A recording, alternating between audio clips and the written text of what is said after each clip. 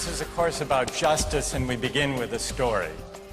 Suppose you're the driver of a trolley car, and your trolley car is hurtling down the track at 60 miles an hour. And at the end of the track, you notice 5 workers working on the track. You try to stop, but you can't. Your brakes don't work. You feel desperate because you know that if you crash into these 5 workers, they will all die. Let's assume you know that for sure. And so you feel helpless until you notice that there is, off to the right, a side track. And at the end of that track, there's one worker working on the track. Your steering wheel works, so you can turn the trolley car, if you want to, onto the side track, killing the one, but sparing the 5. Here's our first question. What's the right thing to do? What would you do? Let's take a poll. How many would turn the trolley car onto the side? Presumably, yes. You? Yeah. Okay, who else? It's a brave answer. Thank you. Let's consider another trolley car case and see whether those of you in the majority want to adhere to the principle, better that one should die so that 5 should live. This time you're not the driver of the trolley car, you're an onlooker. You're standing on a bridge overlooking a trolley car track. And down the track comes a trolley car. At the end of the track are 5 workers. The brakes don't work.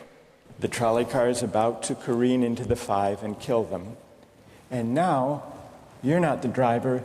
You really feel helpless until you notice, standing next to you, leaning over the bridge, is a very fat man. And you could give him a shove. He would fall over the bridge, onto the track, right in the way of the trolley car. He would die, but he would spare the 5. Now, how many would push the fat man over the bridge? Raise your hand. How many wouldn't? Most people wouldn't. Here's the obvious question. What became of the principle? Better to save 5 lives even if it means sacrificing 1. What became of the principle that almost everyone endorsed? Who else can find a way of reconciling the reaction of the majority in these 2 cases? Yes?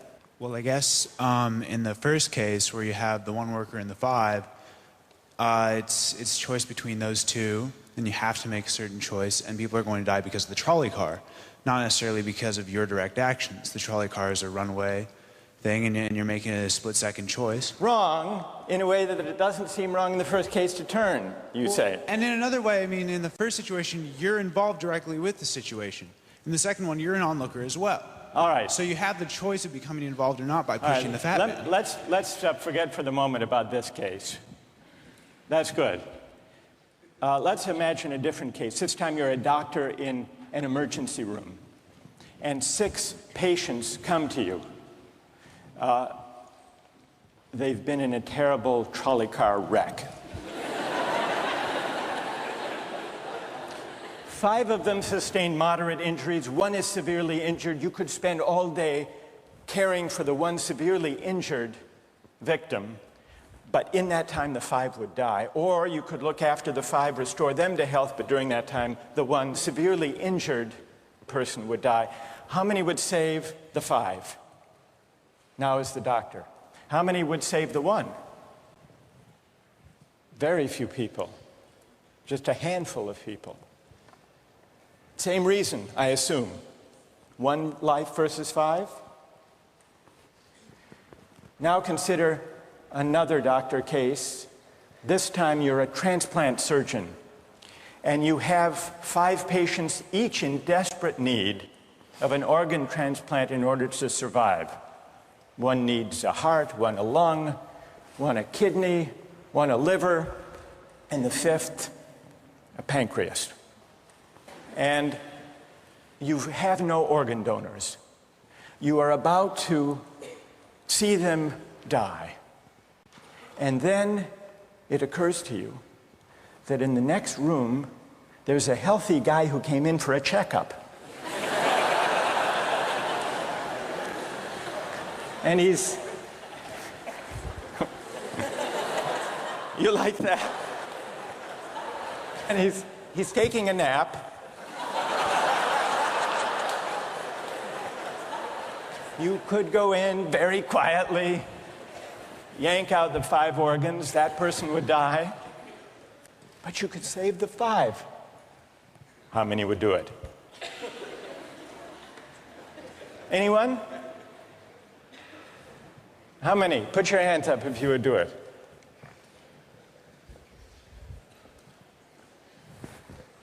Anyone in the balcony? You would? Be careful, don't lean over too much. What? How many wouldn't? All right, what do you say? Speak up in the balcony, you who would yank out the organs. Why? I'd actually like to explore a slightly alternate possibility of just taking the one of the 5 who needs an organ who dies first, and using their 4 healthy organs to save the other 4. That's a pretty good idea. That's a great idea, except for the fact that you just wrecked the philosophical point.